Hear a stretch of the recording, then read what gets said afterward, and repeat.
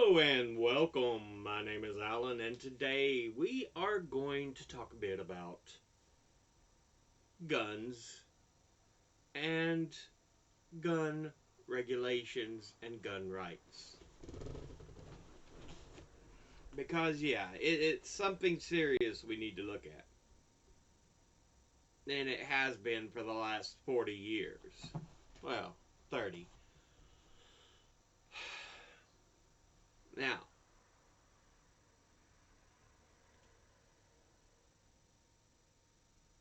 if you all are not familiar, let's start from the top. The Second Amendment says, in order to maintain a well-regulated militia, the rights to, the right to bear arms shall not be infringed. Often, many people who are pro-gun kind of ignore the top part of that caveat, in order to maintain a well-regulated militia. But, yeah. They love that second half, though. The right to bear arms shall not be infringed. Anyway.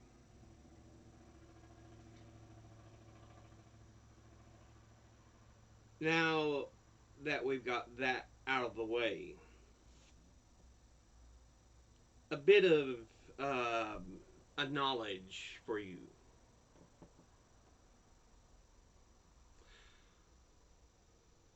I graduated high school in 1998, so I am firmly a kid of the 80s and 90s. We had no gun drills, no fire drills, or anything. I think we had like 2 fire drills when I was in grade school. I don't remember hardly any of them at all, but I think I do remember at one point doing that. Because honestly, it was just, you go to school, you learn, you come home. You didn't have to worry or fear that somebody was going to pull a gun. High school, we didn't have to worry. Didn't have to fear. I think we had, about once a year, somebody called in a bomb threat, like they were going to blow up the schools, but of course they're all nonsense. There was never a bomb in anywhere in the school. So yeah. It was just peaceful. You go to school, you have no problems. That started to change in my senior year. It was junior or senior year. I can't remember exactly. Anyway.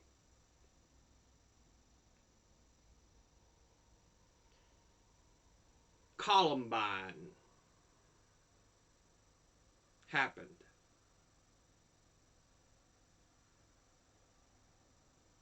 Where this big trail of school shootings started. Harris and Klebold in Colorado going in and shooting up their school.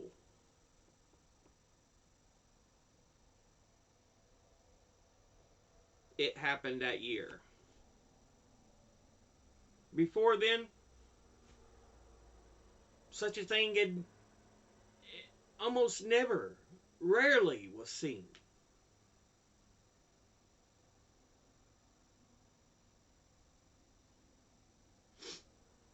But there was also something very different about that time before then.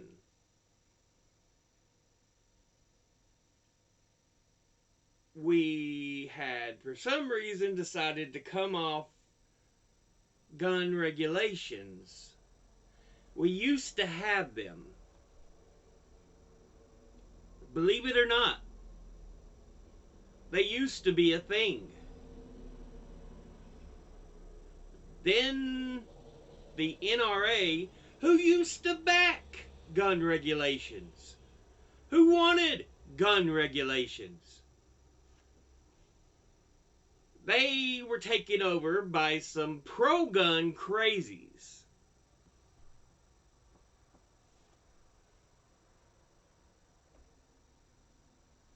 And so we started to see the era of deregulate gun laws, deregulate, deregulate, deregulate.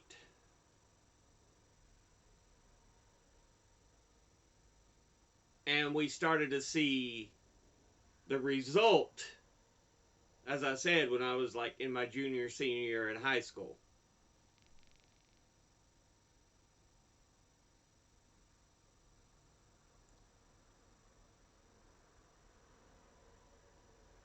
With the Columbine shooting.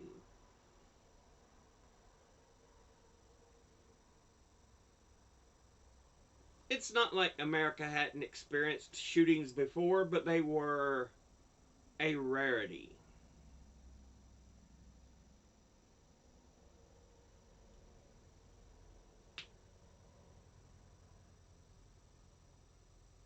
But this, as we'll be finding out, is the result of pushing for deregulation. Because, as I've already mentioned, the NRA wasn't originally there to make sure everybody owned guns. We'll get into that. But first, we're going to watch a video.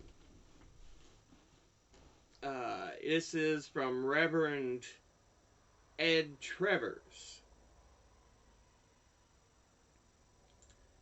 who is perhaps one of the few preachers, pastors, who I like, because he actually lives by the word that supposedly most Christians are supposed to live by.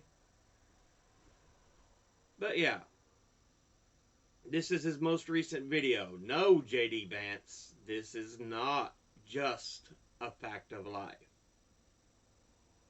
Let's get into this video here. Hey folks, Gwe. My name's Ed Travers. My pronouns are he, him, and his. I'm an Anglican priest serving in the beautiful parish of St. Margaret of Scotland that sits on the ancestral and on the unceded territory of the Mi'kmaq people. He says of Scotland, but it's Nova Scotia is where it's actually located at in Canada, because Nova Scotia means New Scotland. I think it's in Latin. But yeah. Gwe. Okay, so last week, J.D. Vance made a statement about the shooting the school shooting in Georgia, where 4 people lost their lives and 9 people were injured. Bullets ripped through these. Yeah. Appalachia High School was the shooting we're in reference to here. He's talking about, but yeah. People. Lives were changed. Families are grieving. Not only are they grieving those who passed, those who were killed, but they're grieving the injured. Again, some of these people will be changed forever, whether it's physically, mentally, emotionally. There are families grieving the loss of security. This place that used to be safe is no longer safe. Putting my kids on a bus, well, there's more to it now. Yeah. So, I think many parents just expect, I'm sending my kids for an education, to learn. Not, they're going to leave the house, there's a chance they could die.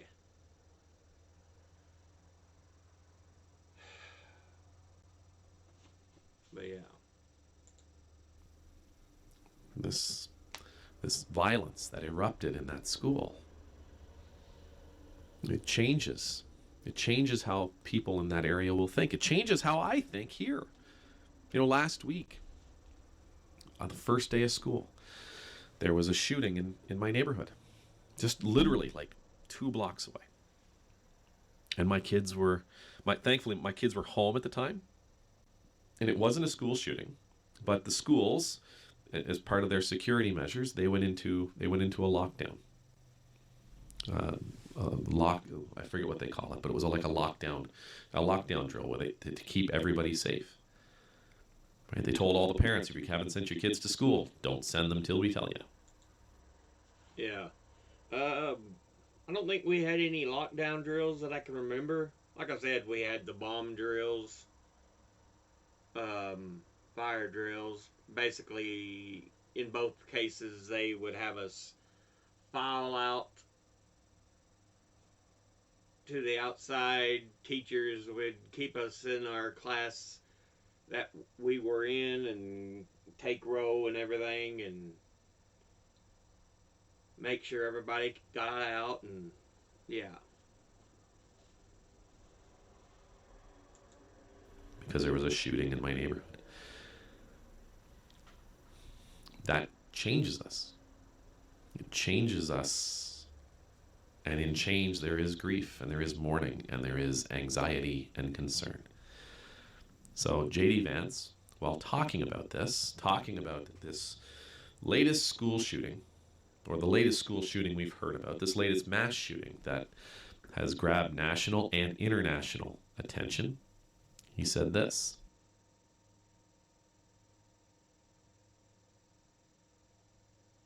Really, dude?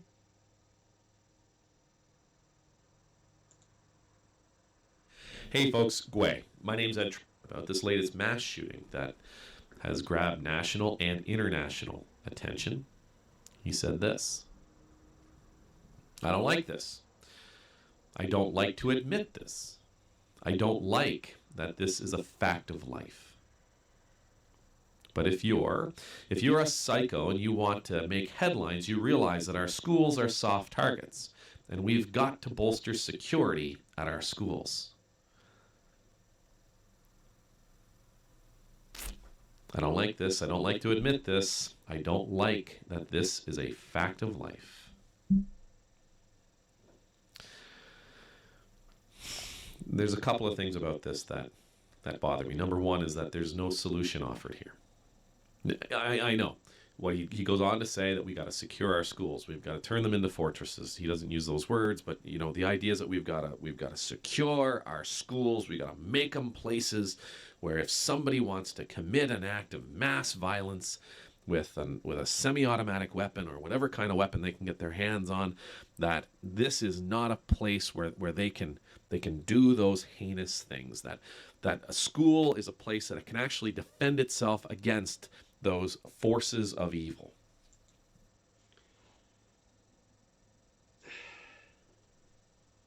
Wouldn't it be better to be proactive? Keep these guns out of the hands of certain people?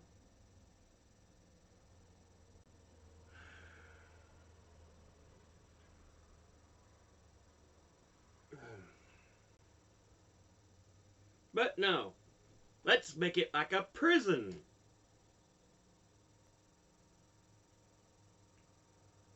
Doing that don't make things better. Anyway.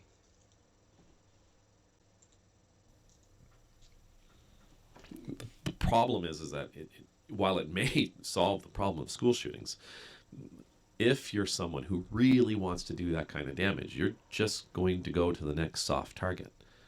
So maybe that's the mosque or the synagogue. Maybe that's the church. Maybe that's the mega church just down the road. Maybe it's the mall, some store. Maybe it's a park, a parade, a festival. You're going to find the next soft target. Predators are going to go where predators can eat. So you're not solving the true problem. you may be solving the problem of mass shootings in schools, but you're just passing the buck, setting it down the road, making it somebody else's problem. Yeah. Something that somebody else has to figure out. But the thing about this statement that really bothers me, apart from just the fact that it's not solving the problem, the thing that bothers me about it is he seems resigned that this kind of event is a fact of life. It's only a fact of life. Again, as we're going to find out when we get into the other sources here, that has happened because of pro-gun lobbies pushing for deregulation of gun control. We'll get into it soon enough, but we're going to get through this video first. Not necessarily school shootings, but shootings. Moments. Mass murder events is a fact of life. It doesn't have to be. I mean, violence. I hate to admit this, but violence is something that has been with us and will be with us. It is. It's part of human nature. Unfortunately, some of us are too willing to lean to the violence than talking things out, discussion, rationality. There are many, many, many causes of violence. All of it incredibly consequential. The problems that violence creates are immense and much more of much more significance than the problems that has created the violence. And by that I mean the problems that lead a person to violence create many, many, many, many, many, many more problems throughout the world, throughout the community, throughout those who are impacted by it. It's never isolated. It's always cascading, exponential in its growth. But we can do things. We can do things to mitigate the consequences of the violence. We can do things to limit the number of people who are impacted. Yeah, I mean, we should always be doing what we can to save lives. It shouldn't be, oh, better save this poor AK-47. They want to take it away. It's scary. Don't give a shit about people's lives, though. Fuck them. That's how it feels sometimes. And it's seriously. Number one should always be protecting the lives of people. Period.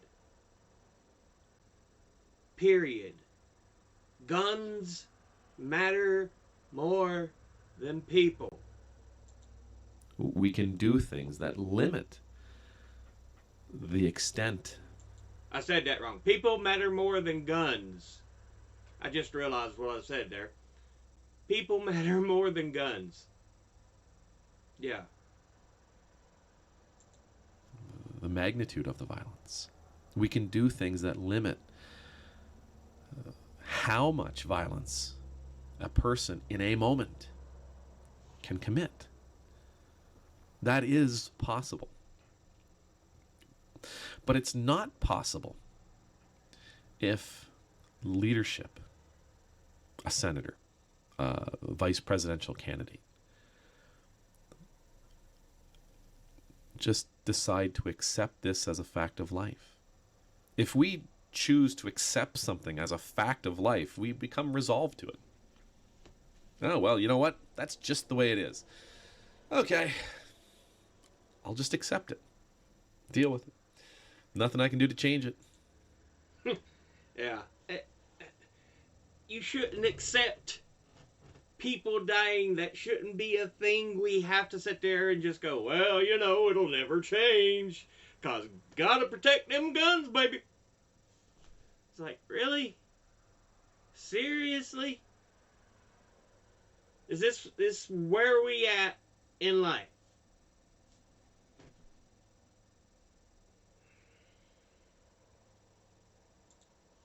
Why spend time? Why spend energy? Why spend my talent on a Herculean task that is indeed beyond even Hercules? It's just a fact of life. But again, it doesn't have to be. Nope.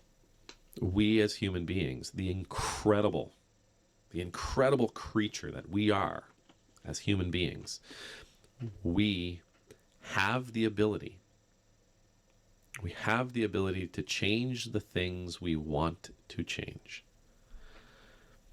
We do. We have the ability to change, to work to change things that matter to us. We have the ability to work to change things that we have decided are not acceptable. We have the ability to change things that we are not resolved to accept. That's what makes us so amazing. It's what makes us so wonderful.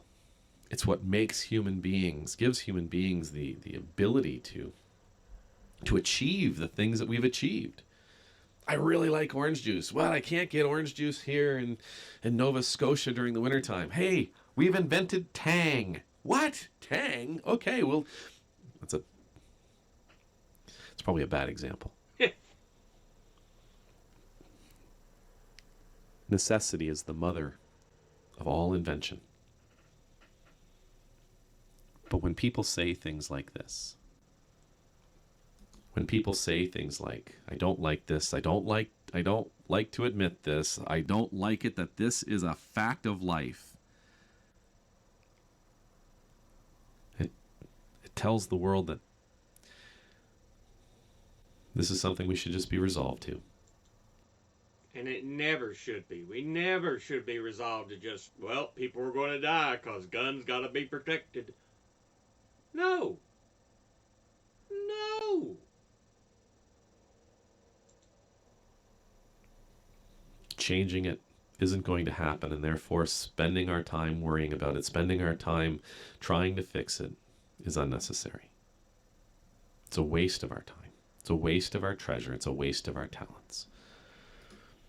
But the truth is, in most of the world, in most countries, especially in the West, we have put things in place, policy, laws, that has reduced the extent the violence that a person can commit in one moment. We have put things in place because it's not acceptable. And we have refused to become resolved to it. We have refused to accept this as a fact of life. Here in Nova Scotia, we had a mass shooting, the largest mass shooting in Canadian history, only a few years ago. When it was over, the province was horrified. Every person in this province was horrified, and every person in this province, I think, was changed to some extent. And in our country, in Canada, every person was horrified, and I believe changed. And we deemed it to be unacceptable. This must never happen again. This kind of thing must never happen again. And we studied it. We had a commission on it. And we looked at everybody's involvement. We looked at the shooter. We looked at the shooter's family. We looked at the RCMP and how the RCMP responded. Where did they do well? Where did they drop the ball? We looked at all kinds of things. And not just on the day of. We looked at how was this person known? Who was this person? Where did he come from? How was he built? Problem is, we do that here in America, but then nothing is done about it. Because it's like, well, gotta protect guns, baby, so I guess we're just That's it. What was it all for then? What was it all for? We ask the questions of how did he get here? We ask the questions about how did the RCMP and policy get to where it is? And for what it's worth, with all the answers that we've gotten, we're still not happy with it. We're still not happy that we've gotten everything we need from that study. There are still questions that are begging to be answered. And the public is demanding to be answered. This is not something that we're resolved to. It is not something that we have said, well, it's just a fact of life. Nothing about this was acceptable. Your leaders may come forward and say things like that. Your leaders may come forward and say, this is just a fact of life. I don't like it. I hate it. I don't want to admit it, but this is just a fact of life, so get over it. You don't have to accept that. Because even though they may not want to do anything about it, even though they may be resolved to it, even though changing the way things are may adversely impact them or their bottom line, you don't have to accept it. And you can choose. You can choose to put your trust in new leaders. Yeah, I mean, although sometimes, like here in our recent midterm or the representative elections during this election cycle, yeah, certain money groups got involved and tried and swayed people in a different direction to vote. But, yeah. Normally, you're supposed to be able to choose your elected leader. Feels less and less like we can do that because of big money in politics. But anyway, we shouldn't just sit there, roll over, and die. Just because, well, nothing we can do. We should never accept that. Authority to new leaders. Raise up leaders who also don't think this is acceptable, who also don't believe that mass shootings, acts of mass violence and destruction are just a fact of life. May the Lord bless you. May the Lord keep you. May the Lord's face be made to shine upon you and be gracious to you. May the Lord's countenance be lifted up to you. May you always know the peace of being in the Lord's presence. I pray we will never accept an atrocity as a fact of life. Amen. Nemultus.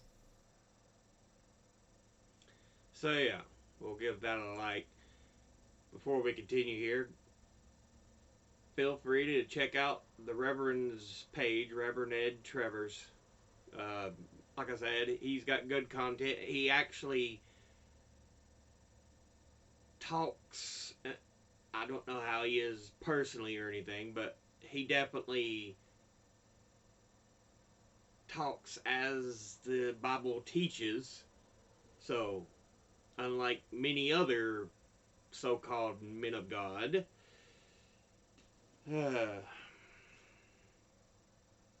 but now let's get into a little more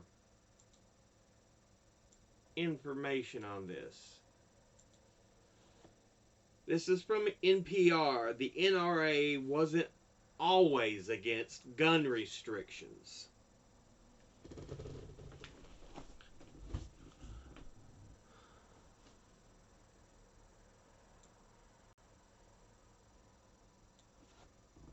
Once again, when was this video originally? Before we get into reading this, October 10th, 2017. So this is an older video, 7 years. But yeah, it's very relevant to today. Once again, and sadly not for the last time, a mass shooting in Las Vegas on October 1st stunned the nation and shocked the rest of the civilized world, spurring a national debate on guns and gun laws. And once again, and surely not for the last time, the debate features the preeminent organization of gun owners, the National Rifle Association, known as the NRA. Founded in 1871, the group now has about 5 million members. More to the point, it was among the most feared and effective players in Washington and the 50 state capitals, where it lobbies, raises money, and prepares field campaigns. The power of the organization is legendary, especially the widely published report cards it issues giving A to F grades to lawmakers. The cards have been credited with the election for or blamed for the defeat of many a candidate, including incumbents. Even the nuances of the group's affection, an A plus over an A grade, for example, can make the difference for candidates, especially in Republican primaries. That is why the NRA has anchored the opposition in every major gun-related debate since it altered its main aim from marksmanship to hard-edge political activism. That change came 40 years ago and was related to other shifts in political sentiment, including the departure of Southern rural conservatives from the Democratic Party. All these helped elect the first presidential candidate to ever be endorsed by the NRA, Ronald Reagan, in 1980. A lot of the ills go back to the time of Reagan, you'll notice. So what exactly is the juggernaut of influence, and how did it become the de facto arbiter of firearms laws in our society? The group's website has this modest introduction. While widely recognized today as a major political force and as Americans' foremost leader of Second Amendment rights, the NRA has since its inception been the premier firearms education organization in the world. Started by Union officers upset over Civil War recruits' poor shooting skills. That inception dates back almost to the Civil War, and two former Union officers who had despaired over their wartime recruits' poor shooting skills. An official study estimated that Yankee troops fired 1,000 rounds for every bullet that actually struck a Confederate soldier. How true that is? Well. But the idea was to educate a new generation of marksmen, whether for war or hunting or recreational target shooting. New York helped the NRA buy its first shooting range. Well into the 20th century, the 1900s, the NRA was known primarily for promoting the safe and proper use of firearms, often in some form of cooperation with the government. The Army, at times, donated surplus equipment for training, and the state of New York helped the NRA buy its first shooting range. Of course, the idea that people owned and used guns was a given in the early years of America. They were integral to the frontier survival and rural life, and inherent in the wider American culture, a feature of legend and lore, a symbol of individuality and independence. In time, however, controversy over guns arose. 4 presidents shot began a split of Americans on guns. After Abraham Lincoln, two other presidents were shot by assassins, McKinley and I think it was Chester A. Arthur. And Theodore Roosevelt sustained and survived a short-range gunshot wound. Yeah, he was shot at, but it went through a big packet he had in his pocket. It struck a little way in, but not very far. And after checking him, he was well enough to give the speech he had brought to give. So he gave that speech. He didn't even say, "No, I'm going to the hospital." No, he wanted to give that speech. People began to talk about availability of guns and the desirability of some restrictions. And the NRA wanted to be on that conversation. The NRA wasn't always staunchly opposed to gun restrictions. Many are surprised to learn that the NRA of past generations worked with the federal government to limit the traffic in guns. For example, where ex-convicts or mental patients were involved. When handguns became part of the focus, the NRA spawned a subgroup devoted to them and supported state-level permit requirements for concealed weapons. In the Prohibition era, the conversation changed again with the urban use of shotguns and full automatic Thompson guns. Because, of course, that's what the gangsters used.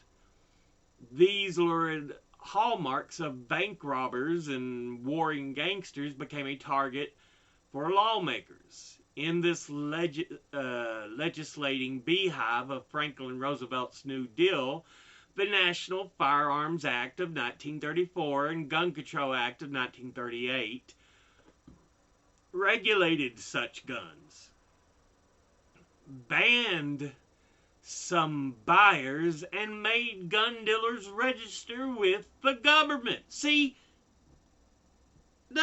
And we're going to even see more examples here.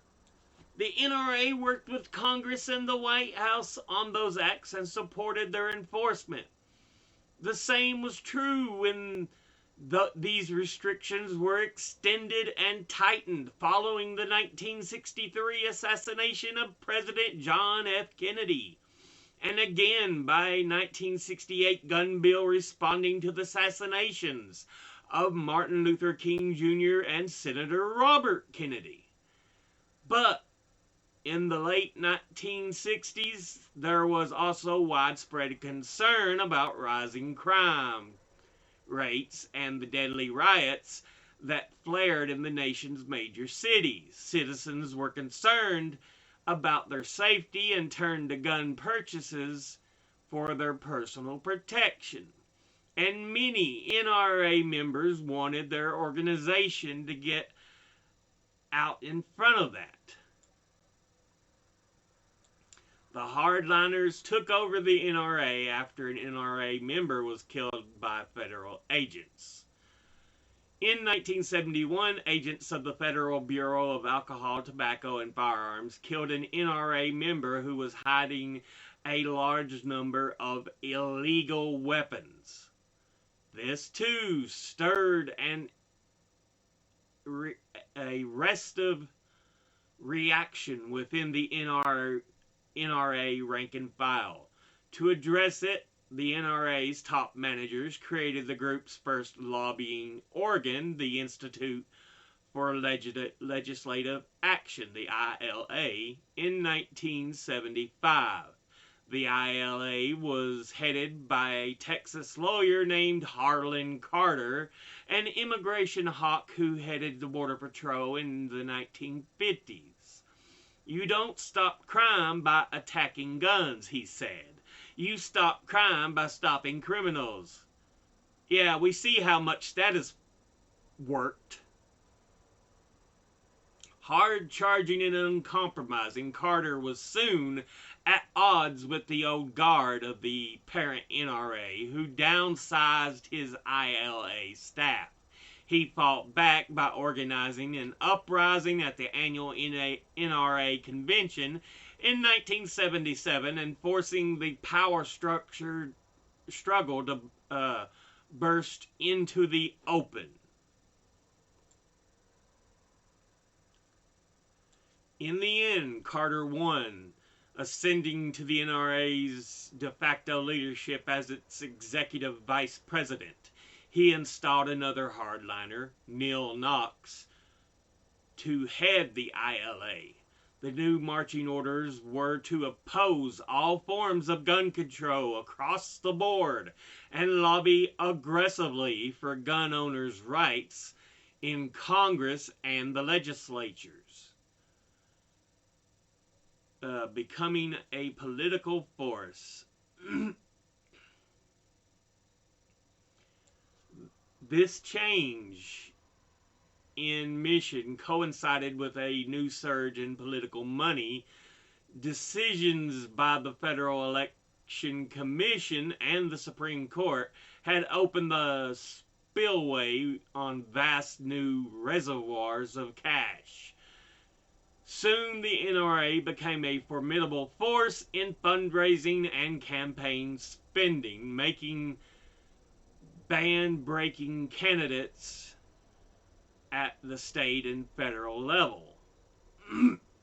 This, in turn, gave the group the muscle to move pro-gun legislation as well as to stop efforts at gun control. Carter proclaimed his group would be so strong and so dedicated that no politician in America, mindful of his political career, would want to challenge our legitimate goals. The NRA had followed a path blazed by Carter, who retired in 1985, and Knox. The group has since had presidents whose personal views were less rigid.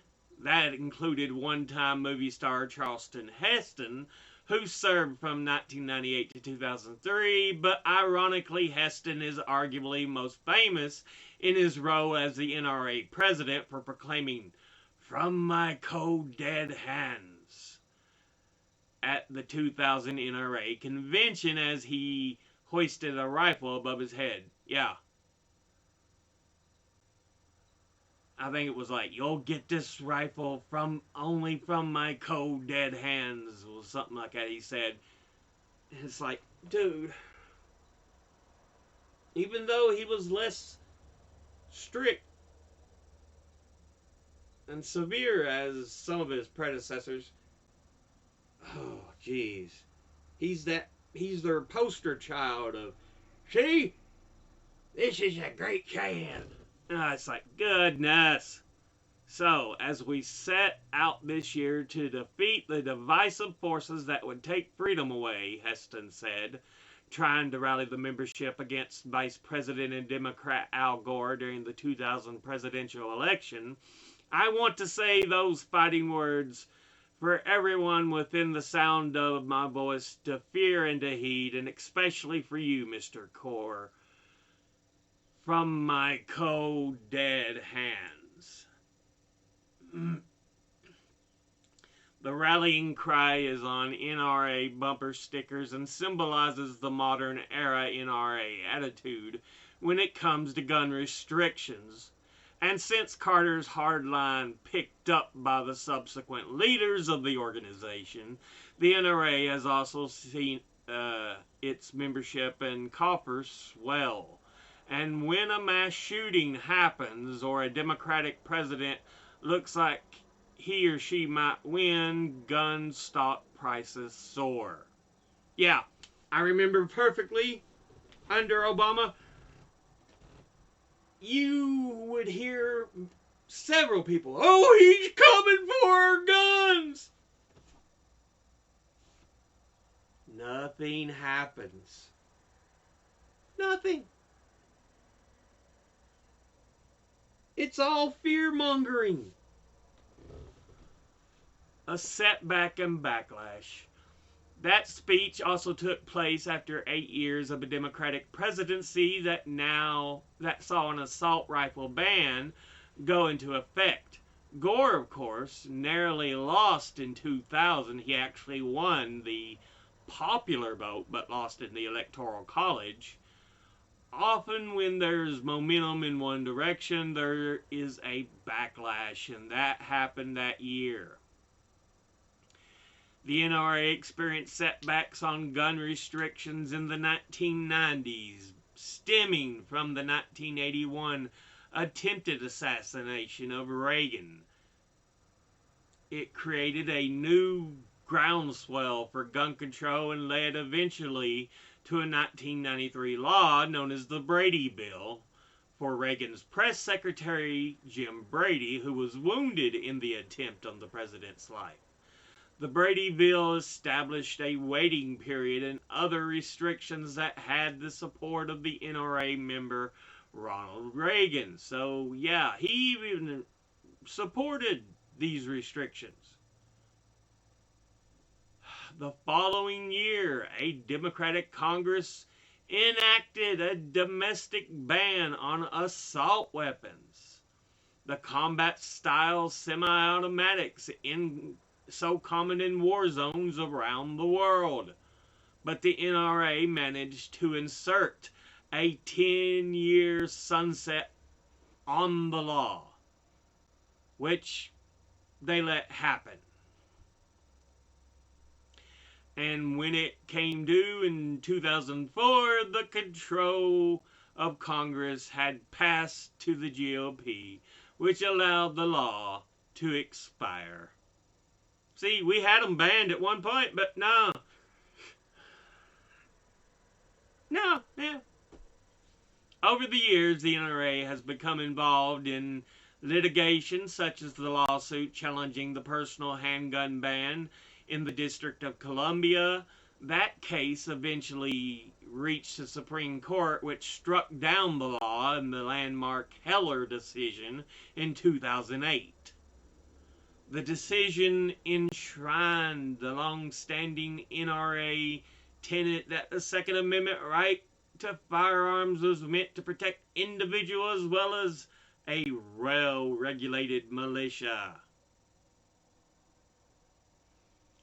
I see a well-regulated militia as one formed to protect the local or national interests.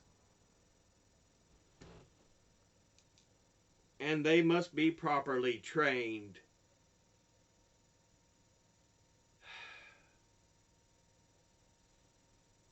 But no, it's no. I just want to own guns. The majority opinion was written by Justice Antonin Scalia, who had been appointed to the court by Reagan and the first president for the office by the NRA, endorsed for the office by the NRA. The modern-day NRA has a well-established response formula after mass shootings. So we're getting to the modern day, and this man, Wayne LaPierre, he recently resigned this year in January over corruption. So yeah, Wayne LaPierre, a man who made the NRA as the good guy with the gun. This gets in more about who he is. Known for extreme right-wing rhetoric, LaPierre resigned Friday amid civil corruption charges. And this was earlier this year.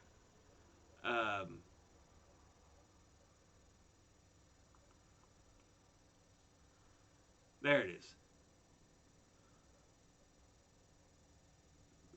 5th of January 2024. So yeah. He had to recently resign because of corruption. But yeah, so the NRA wasn't always everybody should have a gun. No, it's like people who could handle guns, who could be responsible with guns, can own guns. I believe people who have guns should be properly trained on guns. And here we have an article about gun control saves lives. The evidence is clear. By enacting simple laws that make gun control safer and harder to get, we can prevent killings like the ones in Uvalde and Buffalo. Yeah, because they've got gun control laws in other nations, and they work. Since New Zealand enacted gun control and issued their buyback program, it's worked. Japan, gun control, it works. UK, gun control, it works. This works. It has always worked.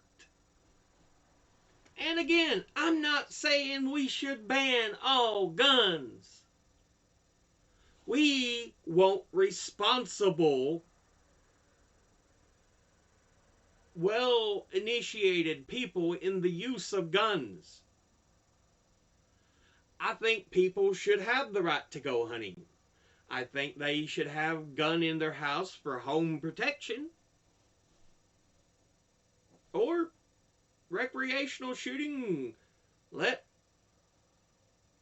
shooting ranges carry things like AKs and stuff. If they really want to shoot one, they can rent it out and try it.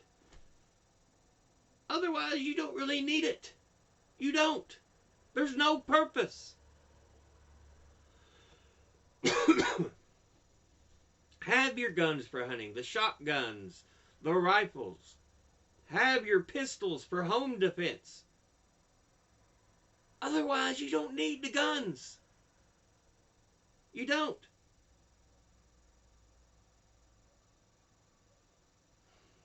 But, yeah, finally here we have some information.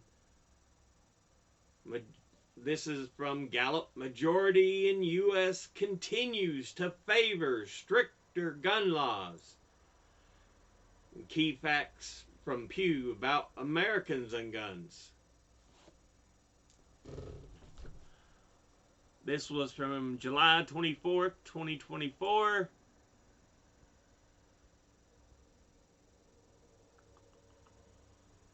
Nearly 3/4 of U.S. gun owners cite protection as a major reason they own a gun. Absolutely, I said home protection, have that pistol.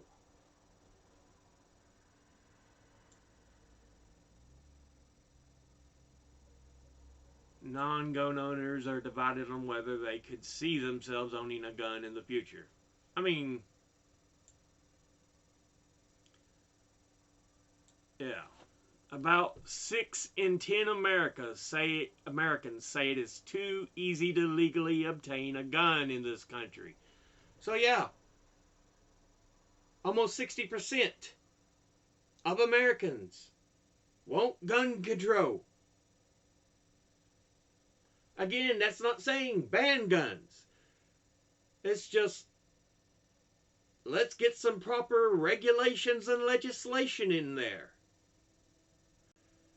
But again, the NRA is part of this big money bullshit that is going on in America. And as I said before, as I've already proven, they weren't always this pro-gun demonic entity they are now. It's ridiculous.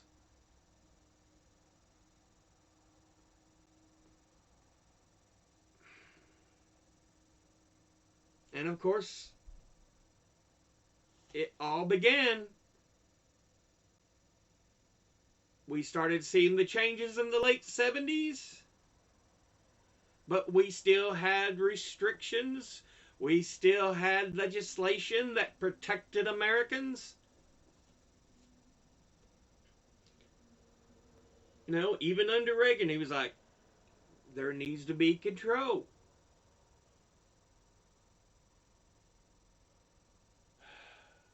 But as the NRA grew in power and had since become a hardline organization in the 70s and 80s, by the 90s, they were really growing in power and pushing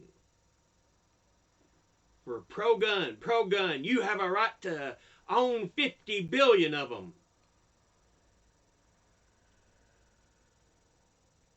Honestly.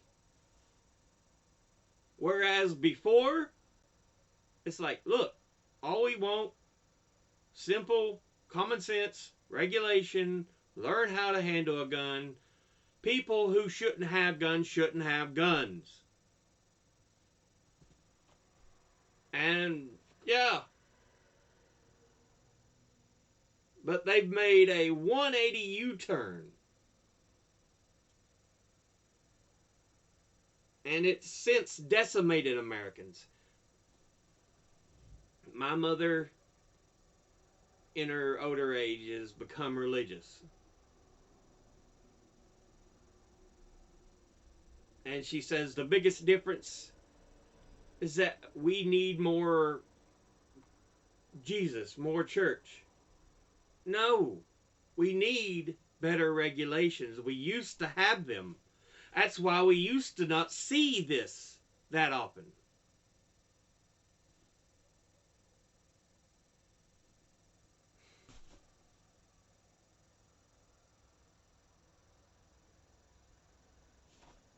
But yeah.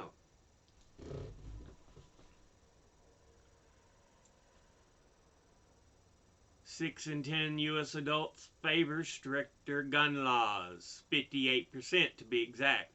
Another 26% say the U.S. gun laws are about right, and only 15% favor less strict gun laws. So that's 41% who are like, gun laws are right or should be less strict. While 58% want stricter gun laws. I mean, this is hugely supported by Americans. It's a majority. It's almost a majority of what you would need in Congress.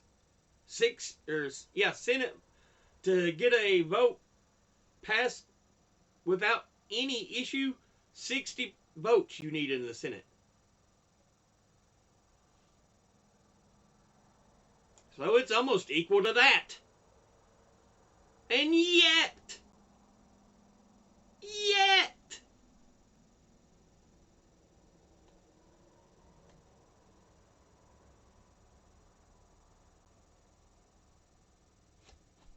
yeah.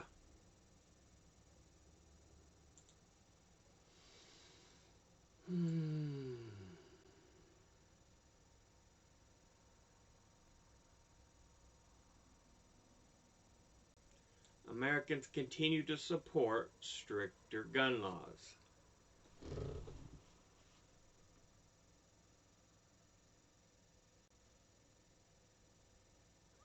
In fact, hell, it's went up in recent years. It was down in the early 2010s here. In the 40s, it's back up 56%. At one point, it was 66% of Americans wanted it. If you go back to 19 90, 91. This is when the memory of Reagan's shooting was still fresh in the head. 70-some people, 70-some% of people, was it 76? They wanted stricter gun control. It's amazing that it's this low with all the school shootings. I mean, even to Republicans, this should make sense. Trump was shot in the ear. The guy should have never been able to get a hold of a gun. There should have been background checks. There should have been red flag laws. There should be registration. But no, all this shit is often banned because Republicans constantly suckle on the teat of the NRA.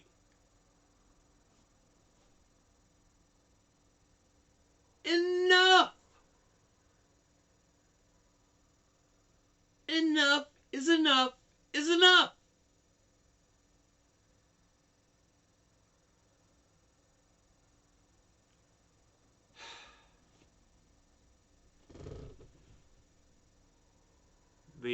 So yeah, green is they want stricter. The dotted line is kept. They're about right. And then of course this red line down here, like, no, we won't be less strict. It's like, no.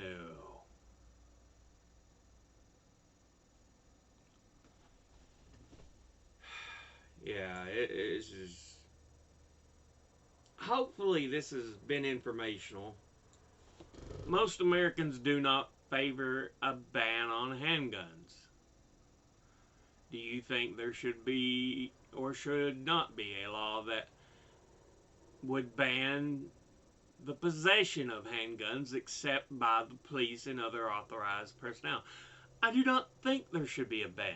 I think people should have the right to own a handgun for home protection. Now, carrying out in public, that's very different. You shouldn't be trying to get into tussles where that kind of thing would happen anyway. But, yeah, home defense, that's fine.